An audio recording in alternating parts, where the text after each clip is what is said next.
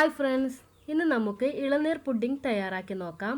അതിനാവശ്യമായ ചേരുവകൾ: പാൽ 1 litre,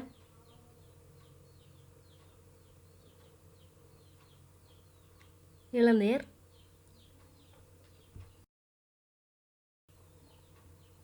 condensed milk 1 cup,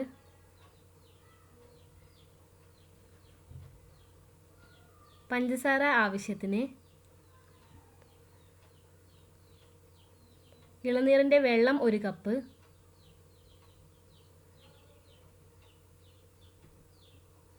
gelatin 2 packet.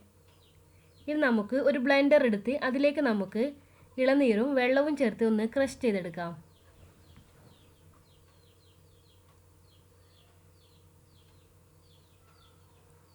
Just ഒന്ന് ക്രഷ് ചെയ്താൽ മതിയാവുന്നതാണ്. നല്ല ജ്യൂസ് ആവേണ്ട ആവശ്യമൊന്നുമില്ല, ജസ്റ്റ് ഒന്ന് ക്രഷ് ചെയ്താൽ മതിയാവുന്നതാണ്.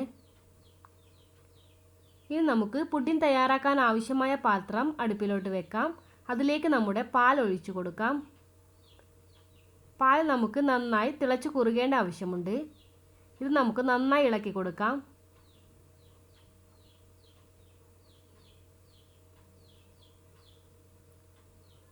ഇതിലേക്ക് നമുക്ക് ആവശ്യമായ പഞ്ചസാര ചേർത്ത് കൊടുക്കാം. ഞാനിവിടെ 1 കപ്പ് പഞ്ചസാരയാണ് എടുത്തിരിക്കുന്നത്. കൂടുതൽ മധുരം ആവശ്യമുള്ളവർക്ക് അതിൽ കൂടുതൽ ആഡ് ചെയ്യാവുന്നതാണ്. ഇപ്പോൾ നമ്മുടെ പാൽ നന്നായി തിളച്ചു കുറുകിയിട്ടുണ്ട്. അതിലേക്ക് നമുക്ക് കണ്ടൻസ്ഡ് മിൽക്ക് ആഡ് ചെയ്യാം. ഇത് വീണ്ടും നന്നായി ഇളക്കി കൊടുക്കാം.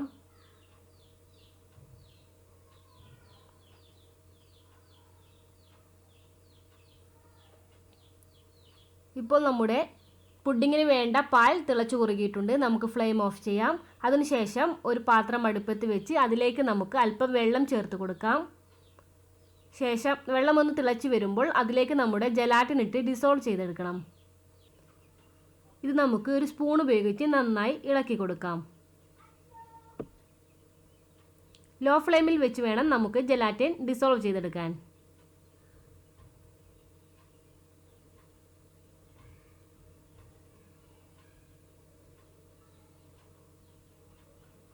ഇപ്പോൾ നമ്മുടെ ജലാറ്റിൻ നന്നായി ഡിസോൾവ് ആയി വന്നിട്ടുണ്ട്. നമുക്ക് ഫ്ലെയിം ഓഫ് ചെയ്യാം.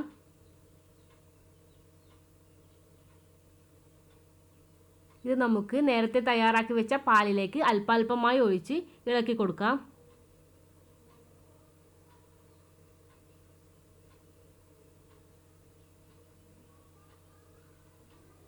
നന്നായി ഇളക്കി കൊടുക്കണം.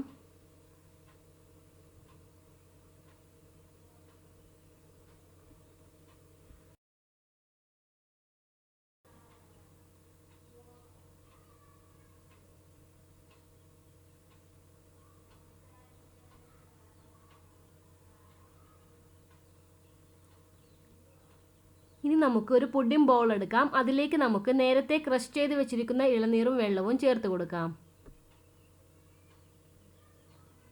അതിനുശേഷം നമ്മൾ തയ്യാറാക്കി വെച്ച പാൽ അതിലേക്ക് ഒഴിച്ചു കൊടുക്കാം.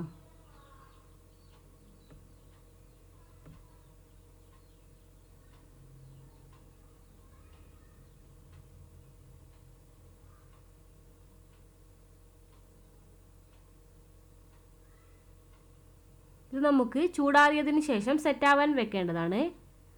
5 മിനിറ്റ് വെയിറ്റ് ചെയ്തതിന് ശേഷം നമുക്ക് ഇതിൻ്റെ മുകളിലായി അല്പം കാഷ്യൂനട്ട് വെച്ച് ഡെക്കറേറ്റ് ചെയ്യാം.